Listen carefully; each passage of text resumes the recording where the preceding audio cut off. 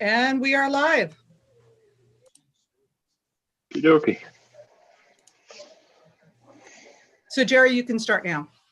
Okay, I was just waiting to see if Kevin got through to Bob Shields, but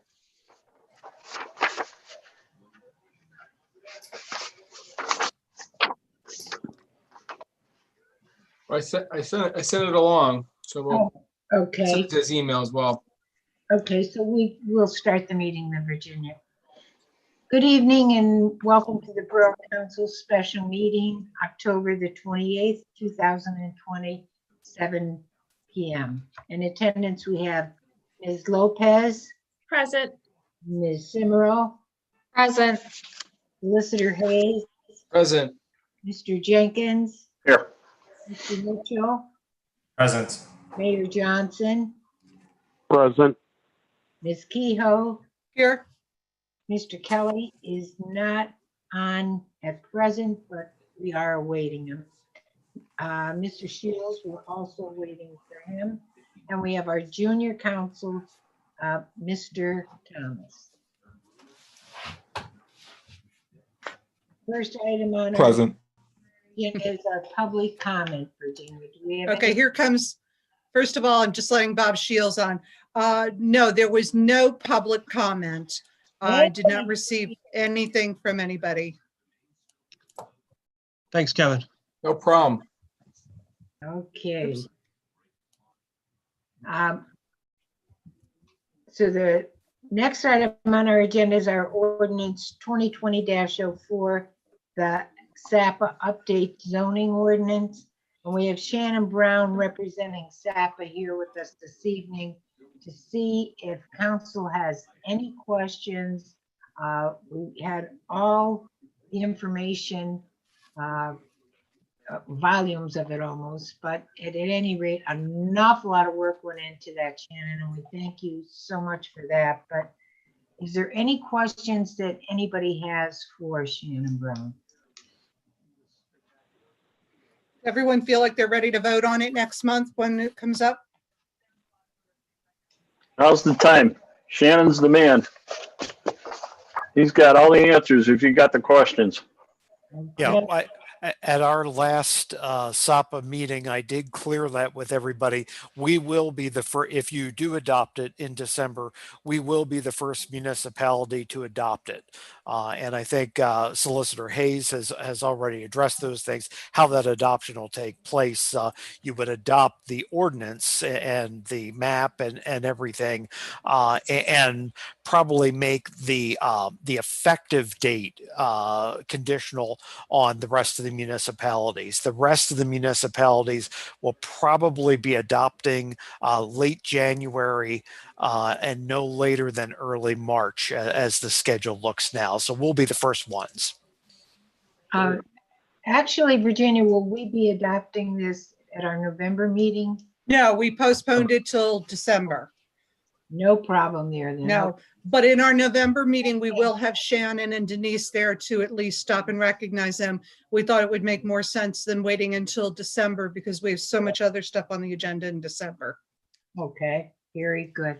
Well, thanks again, Shannon, for all your hard work on this, and well done. Just briefly, Virginia, did you speak with Shannon about that one amendment that we want on the map, that one change? No, I did not. I'll explain that to Shannon tomorrow. We just changed, well, actually, I can just tell him Front Street Park, Shannon. Front Street Park is just the green area next to Dunkin' Donuts. Yep. We changed that to HC to leave that whole area along Route 6 contiguously HC. Or not HC, I'm sorry, the comparison. Town downtown, is it? I forgot. But to make them to keep it in, oops, hang on a second, we have Harry here.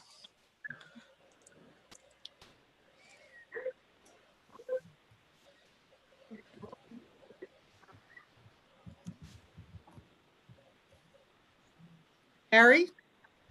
Yeah, Oh, there you are. Okay, welcome aboard. I couldn't sign into the Zoom thing. I don't know why. Okay, No well, idea. Okay. Well, So you're- anyway, Shannon, I'll explain that to you tomorrow more, but it's just to make it more Okay. consistent. That's the only change the council has made to anything. Oh, wow. Wow. Yeah. Well, it- Yeah. I think the planning commission will be happy to hear that. I Yeah. wish I could take credit for it, and I appreciate your kind comments and things, but they and Virginia should not be downplayed the role she had in this as well. They all put a ton of time into this in order to make it happen in the time frame. Great. Well, thanks again, and we'll see you next week at our meeting then, Shannon. Okay. Shannon, thanks for the time. While Shannon Okay. is still with us here, if nobody has any further questions, then I would move that we move this to the agenda for the December meeting for a vote.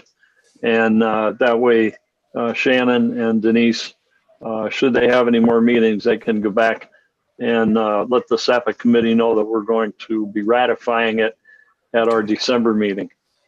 Okay. Perfect. Okay. Thanks again, Shannon, very much. Okay. And please convey our appreciation to Denise also. Okay. All And- right. I will do so. And we'll see you next week. Okay. Thank you. Okay, very good. Thank you. Thank you. Thank you. Thank you. Thank you. Thanks, Shannon. The next item on our agenda is our contract for Virginia and Jen.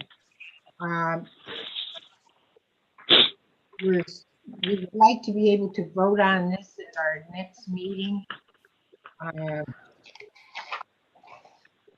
Does anybody have any questions on this contract? I think the main thing we're looking at is how many years we want to extend the contract. Yeah, the DPW and the police are both out for another 4 years. So I don't know whether you wanted to lock us in for any period beyond the normal one. It kind of just seems like it would be so much easier for everybody. Yeah. I Especially have, since, I have no problem if the borough manager decides that she wants to go along with it to keep it at the 4 years, and then we'll keep all the contracts basically running together. the thing is, we do have in our contract the clause where the majority of council can revoke it at any time. So Mhm. it's not like you're locking future councils into something, Right. which has always been the fear. Yes. Yeah. I was looking at the contract though, on the miscellaneous provisions on page 4. There is a paragraph that states that any such renewals may not exceed a term of 3 years. And that's pursuant to an ordinance, I guess, from 1996. Okay, so then we'll have to I don't go know with if 3 that's years. effective, or I don't know where we are with that, but I would think if that ordinance is still effective, 4 years wouldn't be something we can do. Okay, Bob, good pickup on that. Yeah, Yeah. there's our lawyer in the group. Okay. There you go. Okay, so I'll put, Virginia, could you circulate that ordinance? Was this drafted by Joe O'Brien? no, this has been this is drafted back when I started in So the first- 2005, 2006 as manager. Just So so it's just been modified. So yeah, I will circulate the ordinance 9610, and I will everybody's got a copy of the contracts to look Right. over. I'll update them with those dates, and then you can see, resend them, okay? okay. Okay, so Excellent. and this contract we will be voting on will be a 3-year contract. Right. Okay. Is that okay with Jennifer too, Virginia, do you know? Yes, that is fine with her. Okay, Okay. because I'm sure the same is in her contract too for that, yeah, 96. Okay, all right. Okay. And I would move it forward for the agenda for next week Yeah, for a final vote. thank you. Our next is our ordinance 2020-05, the quality of life, our noise. You want to lead us on that, Virginia? Well, the noise ordinance has been historically part of our zoning ordinance. And one of the things that we were talking about at SAP is that, first of all, it's very unenforceable in zoning. And it really isn't appropriately located there. It's more appropriate in a quality of life section of our ordinances. So they pulled it out. The Planning Commission pulled it out, and we spoke to Kevin, and Kevin drafted this ordinance to adapt so that when we do have the new zoning ordinance, we still covered for noise, but this should be a little bit easier to work with. So the noise ordinance that I drafted is very far reaching.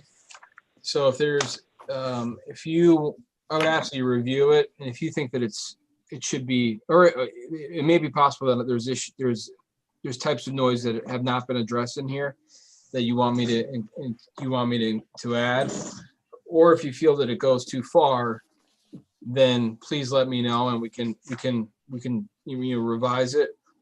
But it addresses a wide range of noise during certain hours of the day. Keep in mind that Dixon City just had a big issue with this when they were having concerts at the Circle Drive-In, which was really a huge disruption to the residents. So take a look at it, see if you think that it's too restrictive, or that if there's certain instances that you think that need to be addressed, let me know and I'll try to add them. But there's a lot of obviously if there's emergency work being done, construction work being done, that's exempted. When there's snow removal, snow blowing, all that stuff, that's restricted. School activities are restricted, festivals, parades, athletic events. Anytime you would have noise would be created by those type of circumstances, those would be exempted. But otherwise, it really tries to address, particularly in the residential areas, any unnecessary noise, particularly between 10 p.m. and 7 a.m. So, look it over and let me know what you think. What about, Kevin, the restaurants, like sitting outside now? Is there any in our area that have entertainment outside or that would deal with this or? Right, so they would be in the non-residential areas, so. Okay, And that's less restrictive. For the residential areas, it's basically anytime, any manner that a noise disturbance in a residential area, which is plainly audible, crosses the boundary line of at least 50 feet from the source, that would be considered a violation of the ordinance. But for non-residential areas, there's more flexibility there. okay. Kevin, Mayor Johnson, To be, Yes. how would we enforce this? That's the problem. It's enforced through the police department only. So the police department would be, it's basically if the police observe obviously it's subjectively determined to be a excessive noise after the hours prescribed in the ordinance, then they would be able to issue a citation. How much is the citation, Kevin? So that what we have proposed here is the first violation would be not less than $150, not more than $1,000. Second offense would be $300, not more than $1,000. Third is 500, between 500 and 1,000, and then the fourth would be 1,000.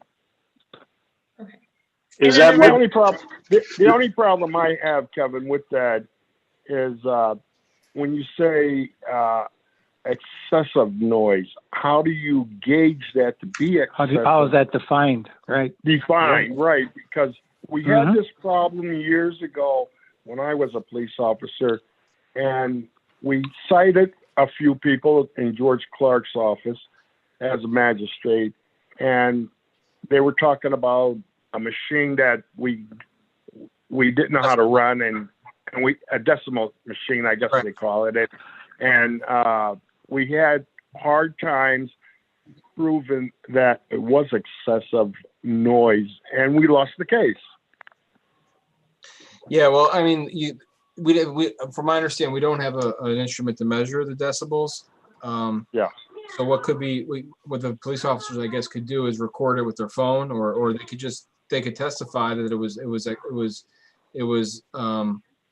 it was excessive, and we define what a noise disturbance is. It's annoying, unpleasant, annoying, offensive, loud, or obnoxious to a reasonable person with reasonable sensibilities.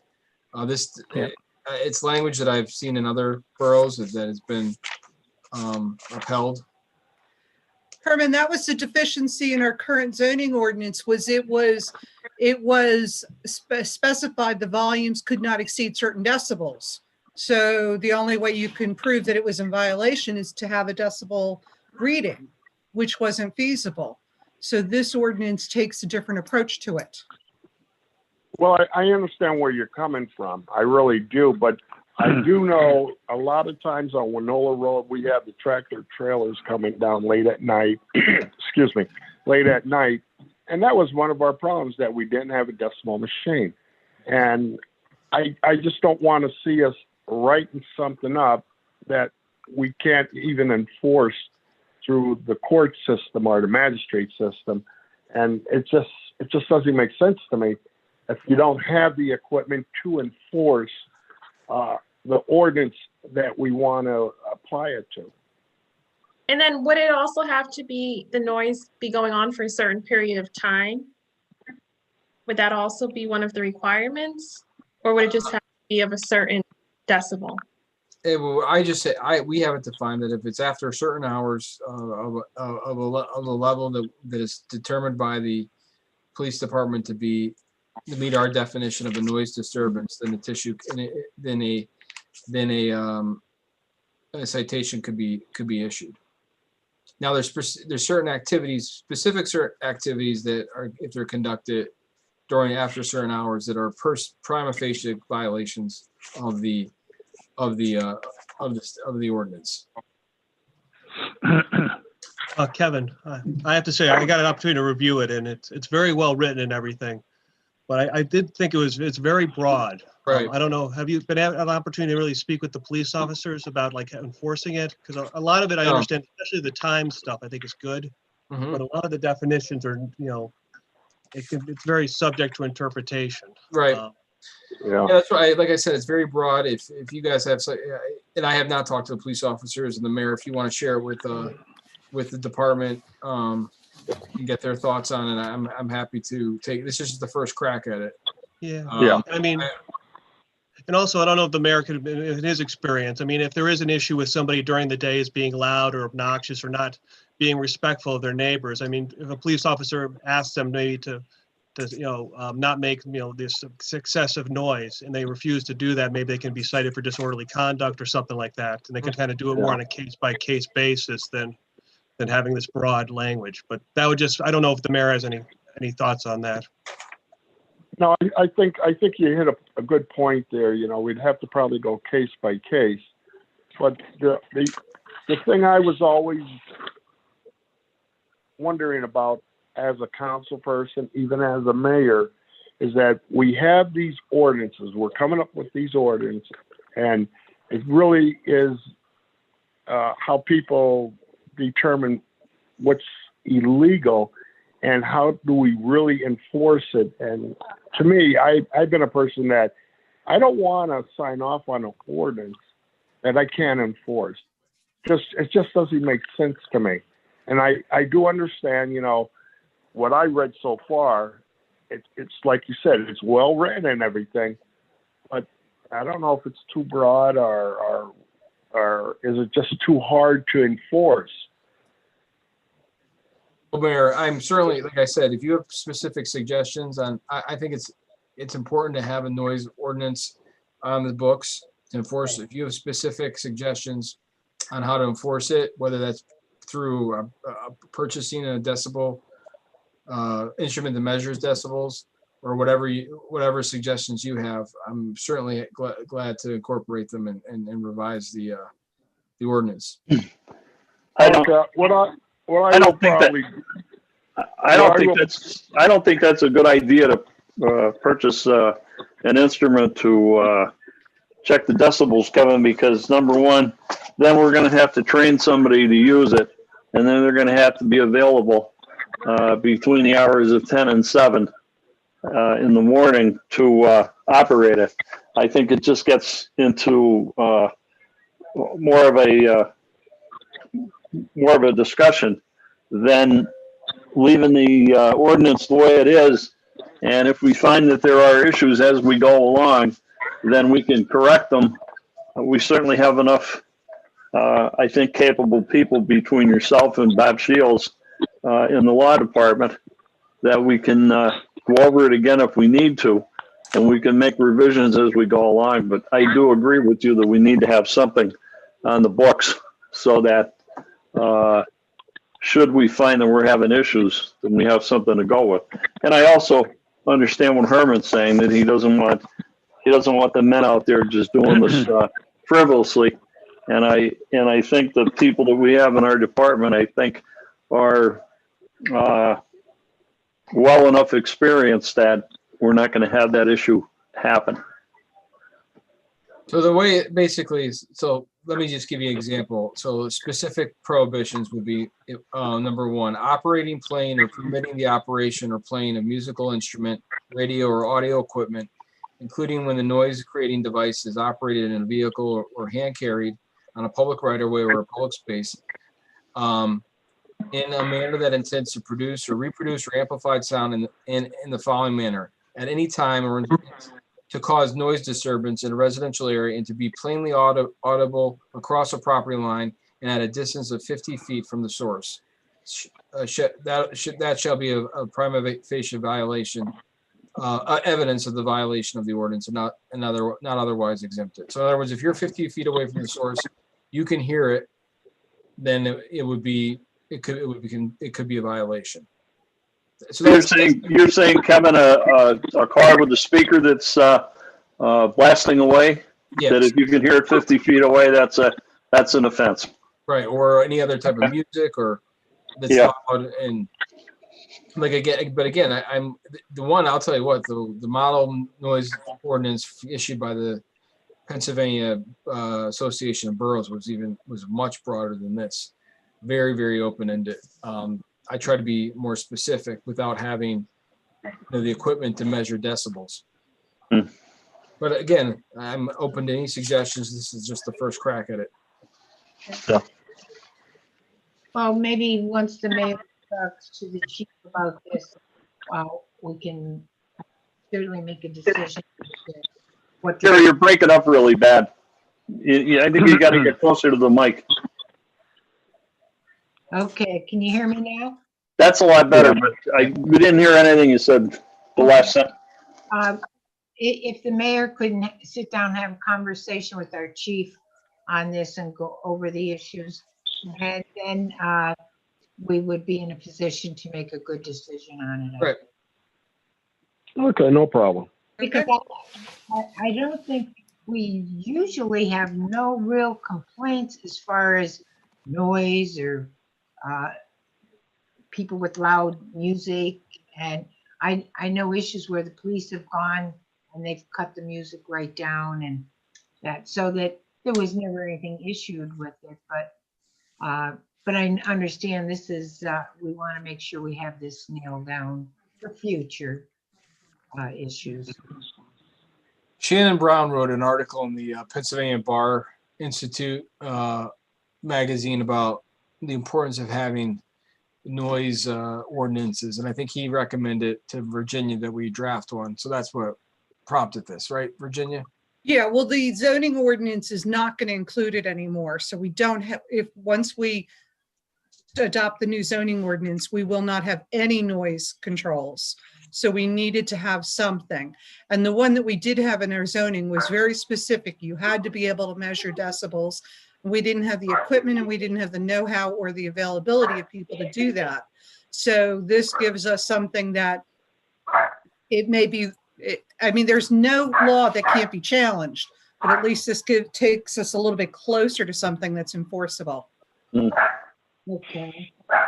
I just have one question. Is it typical to have anything pertaining to fireworks in an ordinance That like was this? what I was gonna ask. This does not. But Maybe we need to think about adding that. I think it would probably be covered by some of the general terms, but I could add fireworks. So as of right now, this wouldn't cover fireworks, Kevin? I could add it. No. Oh, Okay. no, I think it would because it creates. I think it would stand up. But I think if we want a specific section on fireworks, I could add that. We have definitely had a problem in town with them, so that would Yes. be a good idea. Yeah, particularly in your area, Ronnie. Yes, it is an area of concern, and it is Yes. well after 10 o'clock. Yes. Fireworks season is brutal in my neck of the woods, so I I mean, think I- this would be the great to have in I mean, 24. so I could tell you for Scranton, we had a specific ordinance that we wrote for fireworks. Okay, Now, understanding that the state created this crazy law that basically rolled back all types of restrictions on commercial grade fireworks. We pushed it as far as we could with that state law in place. That's a separate, which basically, and I could circulate that for your review too. yes, that would be great to Mhm. have. Because I think if any circumstance is going to need to be utilized for this, it'll be the fireworks. Okay. Are we going to try to ratify this at our next meeting? I don't think so. I think it's gonna Okay. probably need more discussion and consideration. Okay. And the gap doesn't come until we replace, actually, we can't. We would have to, this incorporates the definitions that I use in this ordinance are the zoning classifications that would be in the new SAPA zoning. So we'll put it to December. So it'd have to be with that. All right. Okay. Okay, very good, thank you. Okay, good. The next item on our agenda is our 2021 budget. Or financing for our DPW vehicles. And this is in connection with us completing our budget for 2021. You have the paperwork in front of you. Virginia's been doing a tremendous amount of work.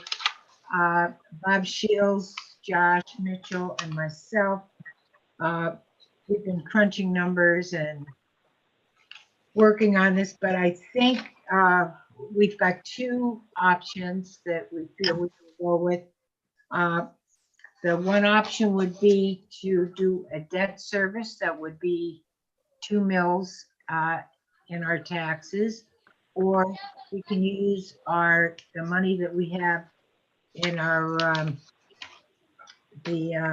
Capital Reserve. capital reserve account to pay for the vehicles, the trucks, and this way we wouldn't have to do a debt service and would not have to raise our taxes. Is that in our paperwork, Virginia? I don't see anything like that. I have in the paperwork is a printout of the debt service budget if we had it, and the cash balances as of August 31st. The budgets themselves will be presented next month. Well, council will get it at the work session. Actually, I think we'll probably be doing that next week. We'll talk. But right now, the decision is strictly, the only way that we can balance the budget is by either adding a 2 mil debt service or using capital reserves to pay off the trucks that we've already ordered and a potential police car that we need if we don't get a grant for it. So that How much money would that leave us with Virginia? Well, that's why the cash reserves, the capital reserve balance as of August 31st was 362,000 and change. We'd be talking about 200,000 that would be taken out of that, assuming the 2 trucks and the police vehicle. So that would still bring us down to say 162,000 in capital reserves. So Virginia, just to confirm, we're just discussing covering the cost of the 3 vehicles, correct? The 2 trucks and the 1 police car? Correct. We're Okay. we're not approving any budgets other than just giving the finance committee direction as to these vehicles.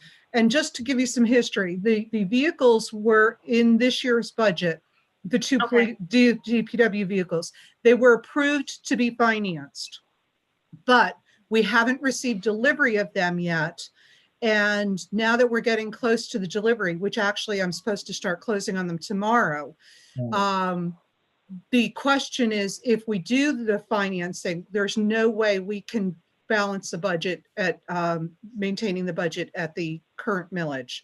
So the choice then, and the finance committee will present the rest of the budgets, but this is the key item.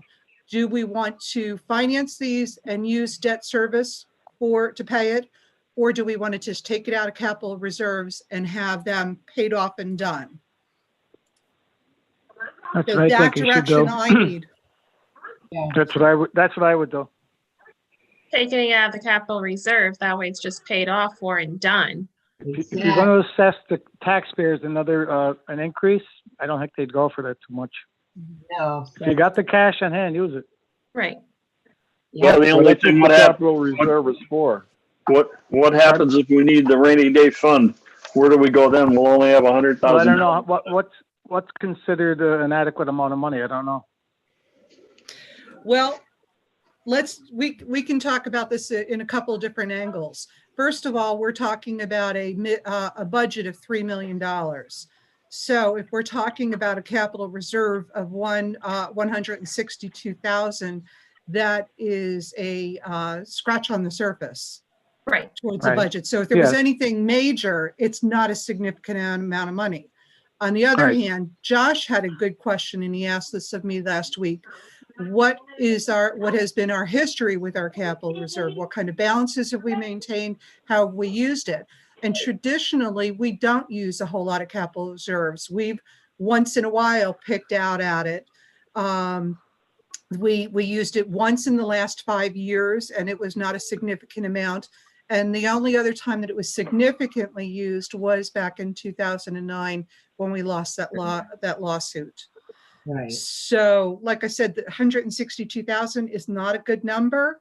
On the other hand, we have maintained It good won't cash really be flow. used. You don't think? Yeah. Right. Right. Well, Right.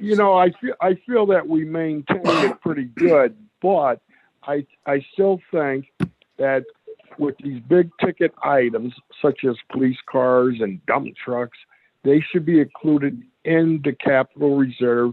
So when we do need a vehicle, we have some money to fall back on to pay these vehicles. Now, the last time we talked about vehicles, if I'm not mistaken, we talked about that we were going to take a loan out for one truck and we were going to take some money out of capital reserve or something like that. And now you want to take all the money out of capital reserve. I just don't understand it. But like I said before, if we have a good chief, if we have a good DPW foreman, if these big ticket items are coming up, if they're coming up, they should be placed in capital reserve so we can pay for these vehicles. And I we think never do it. I agree. I think really what we're doing here is we're spending the money. If we take this out of the capital reserves, we're spending the money that we received from the sale of the Sheridan Avenue field. Because Virginia, the data that you gave me, we've been holding steady at around 190 to 200,000 for the last 5 or 6 years. We went a big bump up because we sold that property. Right. And now we will basically go back down and a little bit lower. So Mayor Johnson, I think what I hear you saying, just looking at the numbers over the last 5 or 6 years, we haven't been investing in the capital reserve fund in order to do something like what you're suggesting. I think what concerns me a little bit is I don't think based on some of the increases that we have in our budget and on the expense side, namely the garbage and recycling contract that we have, I don't think money is going to be there in the future to reinvest in the capital reserve fund unless we raise taxes. I think we're going to be scratching next year again to balance the budget without raising taxes. I don't think we're going to have an opportunity to reinvest. So this would really be a one-time opportunity to pay for these items out of capital reserves. And unless we raise taxes down the line, we're not going to be able to do that again. So to me, it's a little bit of kicking the can down the road and foregoing an opportunity to build a rainy day fund for, what could be something substantial down the line. I think you could argue we've been lucky. We haven't had something like that. In my opinion, the finance committee has really gone over the numbers, and this equipment is not stuff that we want. It's really stuff that we need. and we spoke with DPW, and there's really no way around it. Obviously, we're in the middle of an epidemic with the COVID. Our revenues are down. Hopefully, life will get better. But right now, we have the money available. We haven't had to use it in the past, and I really don't think it's proper for us to use, if we have the money, to raise taxes on people in this uncertain time. I mean, because I know a lot of people are buying houses in the Abingtons, and a lot of people up here have money, and they can afford it. But I really don't think we should do that to our residents, particularly the ones who are fixed income, particularly the ones who have concerns about their employment, financial difficulties. Raising any taxes on them right now when we have the money, I think is just, we're not serving our people. I agree. Yes. Well, I think everybody agrees to that, and everybody agrees that we don't want to raise taxes. No one said we want to raise taxes. We're just trying to say, is there a way that we could budget us out instead of kicking the can further down the road and hurting ourselves years and years down the road? We have to be smart of what we're doing with our money. That's what I'm saying.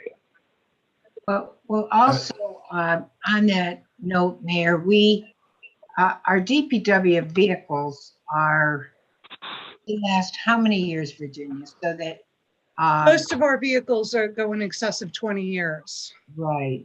15 to 20 on average. Some of them have 25. So we're in a We're a small borough with not a lot of mileage roadways, and we should get 20 or 25 years out of the vehicles, because Yes. that's why we buy them the way we do, so that we buy them to last. We don't buy them to replace every 5 years. No, the biggest problem though is dealing with the salt on Yes. the roads, because these trucks are spreading salt, and even though we wash them after every use, every salt spread, the salt really rusts the hell out of them and does major damage to the insides. So 20 years is a good deal, I think, on these trucks, given what they do and how they're used. Well, maybe we should look into trucks with bodies that are polymer bodies instead of aluminum or steel. It's not so much the bodies, it's it's all of the parts that yeah, go with the working. the parts, the hydraulic systems, that get eaten up by the salt, the lines. I thought, especially with DPW, I thought we had an agreement with PennDOT that we could use that bay up there to wash these vehicles We down do. after. We wash the vehicles after every single salt. Every time we spread salt, we wash the vehicles. Well, But that'll start this year though, Virginia, because we didn't have it last year, did we? But we still wash the vehicles. We Not didn't do at it not at the garage. right, not at the garage, but we still did it. Okay. They have always faithfully washed the vehicles, but that they're still, being, running hours and hours with the salt eating on them. And you can only do so much with cleaning. I just want to say that I think as Jerry and Bob and I met. What you were looking to take out of that 362,000? That's what we're talking about, capital 200. reserve versus. 200. Yeah, how much are we looking Oh, to take I'm out sorry, of about that? 200. 200? Yeah, 200 even? about 200. Didn't do the math on it. So Plus- that would take us basically back to where we were before we sold Sheridan Avenue. Right. And that's, I think, I was really the one, I think, that advocated for, hey, let's bring these two options in front of council, because I think Bob and Jerry and I we're all in agreement that none of us want to raise taxes, and I don't think any of us expected anybody would want to. But I think in showing it this way to council, I think my objective was to make clear to everyone that honestly we're kind of lucky this year. We're lucky that we happened to sell the Sheridan Ave field this year. Or really what we would be considering is drawing our capital reserves down to zero. And I really just wanted to kind of highlight that, A, that we are lucky, but B, we're gonna have to think about this going forward, because we're not gonna have, I wouldn't think, an opportunity to get lucky like this again. I don't think we're going to avoid needing to make some really hard choices in the future about cuts versus raising taxes. So that was, I don't think we put these two options here expecting people to say, yeah, let's raise taxes if given the choice, but rather to highlight that we're not going to be able to escape this forever. And really we kind of got to pass this year. So how does that addressed in the future to allocate money for that? How do you do that? That's the question. That's the question. If So we- once we you can expend solve the problem of capital- $200,000, yeah, so you're down to 162. So I think what he's saying there is that we're lucky enough to have this excess. So in the future, when you're not in a spot where you don't have an excess, what are you going to do? Maybe allocate certain funds? I don't know in the future. Well, the I'm problem not is quite there's no sure. funds to Question. allocate. That's, I think, what Josh is saying. We went through the budget line by line by line, and Yes. there is not money So there to isn't any allocate. wiggle room. Not right now. I mean, but this is, I think we're getting a little bit ahead of ourselves. We're speculating what it's going to be like in next year or the year after. And Right. hopefully things will get better. And if that gets better, then we can allocate some funds to the capital reserves. We have the capital reserves. This Yeah. is, equipment. That's what it's there for. And I just think it's Yeah. we can worry about the future, but we got to live in the And day. when the future's problems that coming, come. yes, That's Okay. exactly I agree. right. I agree. That's the direction. All right, so I've got my direction. Thank you. Okay. Thank you. Okay, our next item is our ordinance 2020-06, the police pension fund service increment.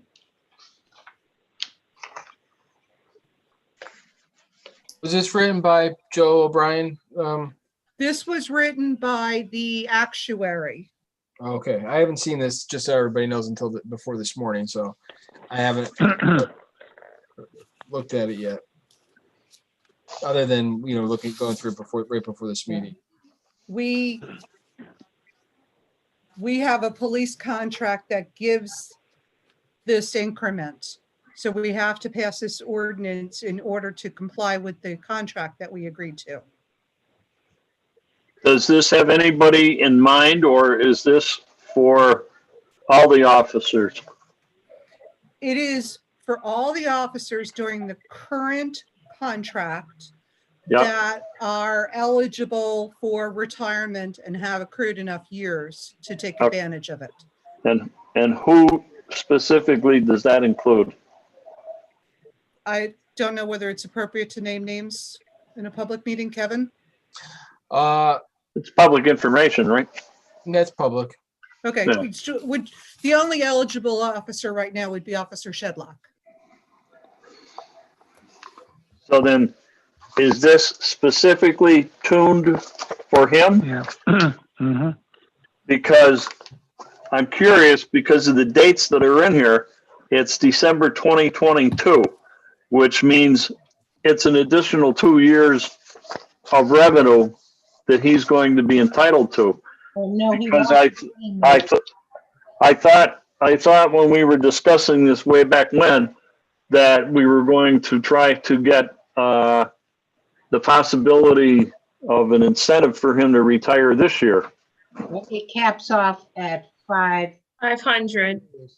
That's it. Yeah, right. Going. If he retires another 3 years from now, he's not going to be eligible for 3 more years of accrual because he's already got his maximum 5 years. So as it So- sits right now, he's already eligible for the 500. Correct. If he retired today, he could take advantage of this. So there's technically no incentive for him to stay on an additional 2 years because he wouldn't be accumulating any additional money.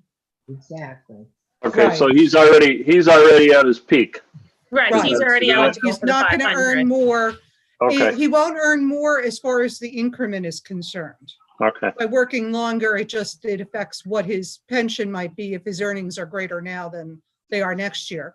But it does give him the option to wait up until December 31st, 2022 to retire and still take advantage of this.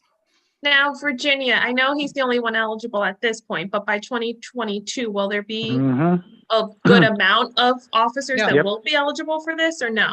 No, there's only one other officer that's even near it, and he's not near retirement age yet. Okay, Okay, all right. so So it technically we would only literally- be doing one, we would only be paying one officer at this point. Exactly. Right. Technically, this ordinance would only be For available. Shedlock. And Right. we basically have to do this to be consistent with our contract. Yeah, if this ordinance is not adopted, we will have a grievance from the police because we agreed to it already when we adopted this ordinance last summer. Or adopted the contract okay. last summer. a collective bargaining agreement, yeah. Right. And that's what's got to be done. Okay, Then I move that we put this on the agenda for next Wednesday's meeting. We have to Okay. advertise it, right? Yeah. It is. It has been. Okay, well then I'm, The next item on our agenda is our manhole project number. In September's meeting, we voted to award 2 bids, Manhole Project 1 and Manhole Project 2. The second bid, the low bidder was a company called Detraglia at $24,500. They were really eager to do the job, but immediately or very shortly after being awarded the bid, before they even had a chance to send their contracts back, a key player in the company, the son of the owner and the guy who was basically running it, had an accident. He is still to this day, since mid-September, in the burn unit at Lehigh Valley Hospital. They're not going to be able to fulfill the to do the award. yeah. So the next lowest bidder was only $484 more. It's Pioneer. It is the bidder that's doing the other manhole project and is going to be starting in town on Friday. They have agreed to honor that price and would love to take on this project. I need to know that if that we can ratify this next week in order for me to award it to them. I did talk it over with Kevin and he's good with it as long as council is okay with ratifying this next week. I think I don't see any problem for us to ratify it because Yeah. With our thanks to Pioneer for honoring their previous number too. Absolutely. Yeah. Okay, Yeah, thank you. I move that we put that on the agenda also. Thank you very Mhm. much. so we'll Ratification. discuss that next week, Virginia? Yes, Okay. we'll have a vote next week to say yes, that we can do that, and it will ratify the decision. It's for discussion now. We'll ratify it next week at the meeting. So Right. Thank if you have anything that you want to talk about now, we'll Yeah. talk about it now and we'll vote on it at the next meeting. Right. It was very honorable of them not to increase it. It Yes. was. It's the It original really bid. was. Agreed. Right. right, for sure. Okay, the next item is the request letter. It's We do from have one, do we, it's- Virginia? Greg Pascal. It's for Eric and Jennifer Emiliani. I'm going to let Kevin handle this because he's already responded to the attorney, and I'll let him just update you guys on it if you don't mind, Kevin. Sure. So Attorney Greg Pascal represents Eric and Jennifer Emiliani, who have a property located at 431 Columbia Avenue. He had written to me back in August indicating that there was a survey map indicated that there was an unopened portion of Grove Street, which I have to go up and drive there to visualize where this is. But in any event, he was asking for us to abandon that roadway. I called Greg and reported to him that under the borough code, I think the relief he's requesting has to be submitted in the form of a petition to the borough. And so I reminded him of that earlier today, and just sent him a letter saying, if you want, it's called a petition a petition for vacation. It's not like a vacation, like a trip, meaning to vacate. So a petition for vacation of a street or a portion thereof is what he needs to do. And once he does that, then we'll have to schedule a hearing for him to present evidence. And when that issue comes up, I will brief counsel on the criteria that they have to utilize in order to deny or grant the petition. But I just wanted to bring that to your attention that was submitted. There's nothing we need to do right now. It's the ball's in their court. Okay. Thank you, Are we Kevin. essentially waiting on just Mhm. correspondence from them at this point, Kevin? We're waiting on what would be a formal petition. So a court, almost like a court filing, Okay, but it would be filed with Virginia. And there's specific procedures set forth in the borough code that we would follow upon receiving that filing. And as soon as we do, we'll let you know. okay.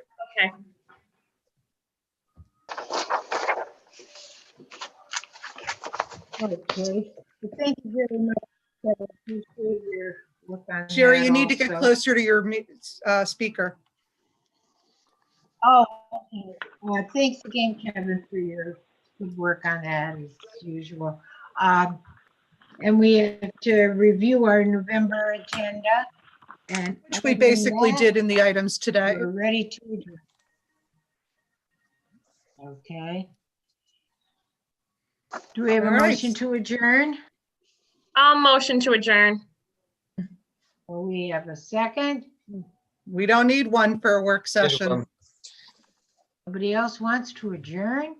We're done. Just- Kevin, Okay. can we put the Thank you, Cimarron Ellen. kids? What was that? Can we Happy put the Halloween. Cimarron kids on the noise ordinance? Specific section, yes. Yes, add them, please. Happy Thank you. Halloween. Happy Got it. Halloween. No, Good night, no, all. See you All right. next Wednesday. Stay safe. Okay. All right, bye-bye. See you. Bye-bye. Good night. Have a good Bye-bye. Good night. Okay, good night now.